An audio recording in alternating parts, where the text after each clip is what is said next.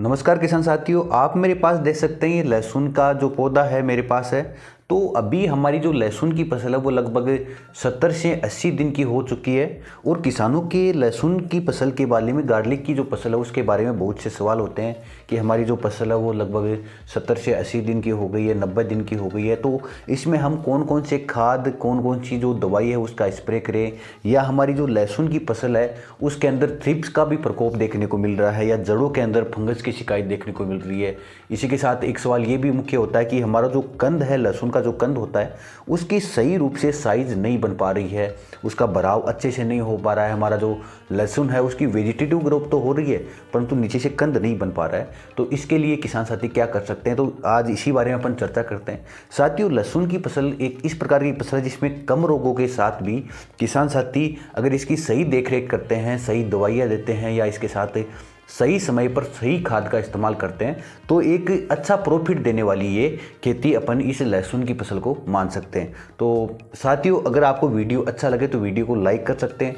हमारे चैनल पे नए हैं आप तो चैनल को सब्सक्राइब कर सकते हैं। इसी के साथ लहसुन के अलावा कोई अन्य आपकी क्यूरी है या लहसुन के बारे में कोई अन्य आप जानकारी चाहते हैं जो हम वीडियो में नहीं बता पाए तो उसके बारे में हमें कमेंट के माध्यम से आप पूछ सकते हैं। तो साथियों, सबसे पहले शुरू करते हैं। हमारी जो लहसुन की फसल है वो लगभग 70 से 80 दिन की हो चुकी है। तो इस समय जो लहसुन की जो वेजिटेटिव ग्रोथ, जो पत्तों की वृद्धि होनी चाहिए, ऊपर से जो वृद्धि होनी चाहिए वो पूरी हो चुकी है।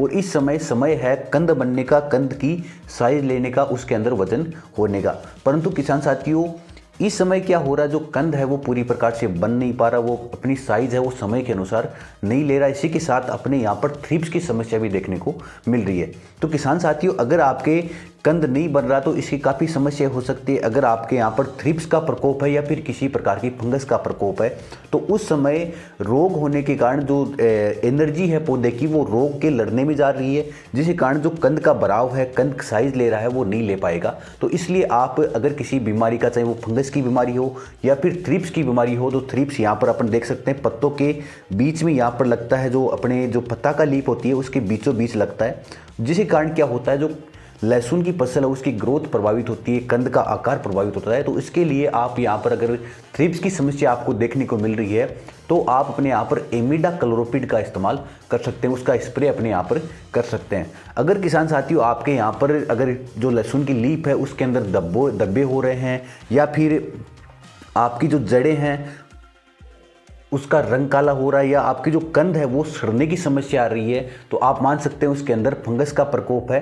और इसके लिए अपने यहाँ पर किसी प्रकार के अच्छे फंगिसाइड का इस्तेमाल कर सकते हैं। अपने यहाँ पर कार्बेंडाजिम, मैनकोजेब का जो मिश्रण आता है, तो अलग अलग कंपनियों का अलग अलग नाम से आता है, तो उसका इस्तेमाल अपने यहाँ पर कर सकते हैं। इसी के साथ अपने यहाँ पर हेक्साकोनाजोल आता है जो अच्छा फंगिसाइड है, सस्ता भी मिलता है, तो इसका इस्तेमाल भी अपने यहाँ पर कर सकते हैं। आप सल्फर जो 80% WG में आती है उसका इस्तेमाल भी कर सकते हैं। तो सल्फर एक अच्छा फंगिसाइड भी है और एक इसी के साथ जो पौधे की रोग प्रतिरोधक क्षमता है या फिर पर्यावरण के प्रति जो एक प्रकार से प्रतिरोधी अपन मानते हैं, वो भी एक जो पौधे की एक प्रकार से इम्यूनिटी को बढ़ाता है वो, तो इसलिए आप सल्फर का भी इस्तेमाल कर सकते हैं। तो इस प्रकार की समस्या के लिए इन खादों का, इन दवाइयों का आप इस्तेमाल कर सकते हैं। अगर आपने थ्रिप्स का भी उपचार कर लिया है, जो अपने यहाँ पर फंगस लगी हुई है उसका उपचार भी कर लिया है, तो हमें सिंचाई का बहुत विशेष ध्यान रखें। अगर आपके यहाँ चिकनी मिट्टी है तो उसमें आपके यहाँ पर सूखने पर वो मिट्टी फटने लगती है और जड़ टूटने की समस्या आपकी फसल में देखने को मिलती है। अगर जड़ तो आपकी फसल की टूट जाएगी थोड़ी बहुत भी,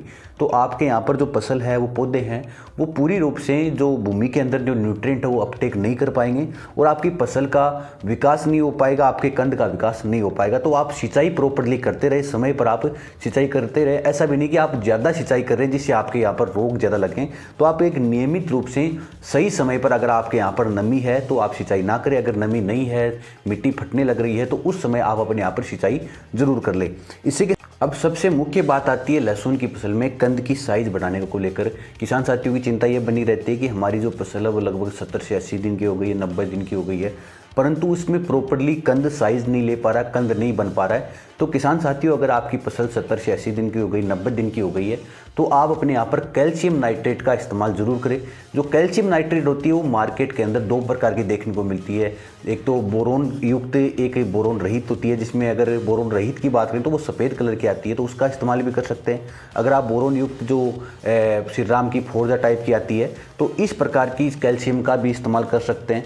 अगर इसकी मात्रा की अपन बात करें तो आप 25 किलोग्राम प्रति एकड़ अपने यहाँ पर लहसुन की फसल में इस्तेमाल कर सकते हैं। किसान साथियों, अगर बोरोन युक्त का इस्तेमाल करते हैं तो बहुत ही अच्छा रहने वाला फसल के लिए, क्योंकि बोरोन है वो कंद की साइज की भी वृद्धि करता है, जो प्रोडक्शन होता है उसकी गुणवत्ता में भी सुधार करता है। किसान साथियों, अगर आप अपने यहाँ पर कैल्शियम का इस्तेमाल करते हैं तो पौधे के अंदर जो कंद बनता है उसकी चमक अच्छी होगी, उसकी साइज़ अच्छी होगी। इसी के साथ लंबे समय तक अपन अपनी फसल को स्टोरेज कर सकते हैं। अगर अपने प्रोडक्शन ले लिया और उसके बाद मंडी में लेकर जा रहे हैं, वहाँ पर भाव नहीं मिल पा रहा है, तो अपन अपनी फसल को स्टोर करके भी रख सकते हैं, अगर अच्छी मात्रा में अपने कैल्शियम नाइट्रेट का इस्तेमाल किया है तो। इसी के साथ किसान साथियों, आप अपने यहाँ पर जो 05234 आता है उसका इस्तेमाल भी कर सकते हैं। 05234 के अंदर 52% फास्फोरस आता है, इसी के साथ 34% पोटेशियम की मात्रा आती है, तो उसका इस्तेमाल भी कर सकते हैं। इसके अंदर अगर फास्फोरस की बात करें तो फसलों के अंदर जो फास्फोरस होता है वो कंद का विकास करता है, जड़ों का विकास करता है। अगर जड़ें अच्छी प्रकार से विकास करेगी तो जो फसल है अपनी वो भूमि से जो न्यूट्रिएंट है, पोषक तत्व है, वो अच्छी प्रकार से अपटेक कर पाएगी। इसी के साथ उसके अंदर 34% पोटेशियम की मात्रा होती है। तो पोटेशियम फसलों के अंदर क्या करता है, जो कंद की साइज में वृद्धि करता है, उसको रोग प्रतिरोधी बनाता है। इसी के साथ उसकी क्वालिटी, गुणवत्ता होती है, उसके अंदर भी सुधार करता है। तो अपने यहाँ पर 05234 का इस्तेमाल भी कर सकते हैं। अगर आपने 05234 का इस्तेमाल कर लिया है या नहीं किया है तो आप 0050 जो अपने पोटेशियम सल्फेट आता है तो उसका इस्तेमाल भी आप कर सकते हैं। किसान साथियों, 0050 के अंदर 50% पोटेशियम की मात्रा होती है। तो पोटेशियम अपने जो कंद होता है उसकी साइज में जल्दी वृद्धि करता है, उसकी गुणवत्ता में सुधार करता है, इसके साथ ही इसको स्टोरेज कैपेसिटी भी बढ़ाता है। तो किसान साथी अपने यहाँ पर 0050 का इस्तेमाल कर सकते हैं अपनी लहसुन की फसल के अंदर। अगर आप इन खादों का इस्तेमाल समय पर करते हैं तो आपको अच्छा उत्पादन लहसुन में देखने को मिलेगा। तो ये जानकारी किस प्रकार की लगी? अगर आपको जानकारी अच्छी लगी है तो आप वीडियो को लाइक कर सकते हैं, हमारे चैनल पर नए हैं तो चैनल को सब्सक्राइब कर सकते हैं, और अन्य कोई जानकारी आप अपने यहाँ पर चाहते हैं तो हमें कमेंट के माध्यम से बता सकते हैं। धन्यवाद साथियों।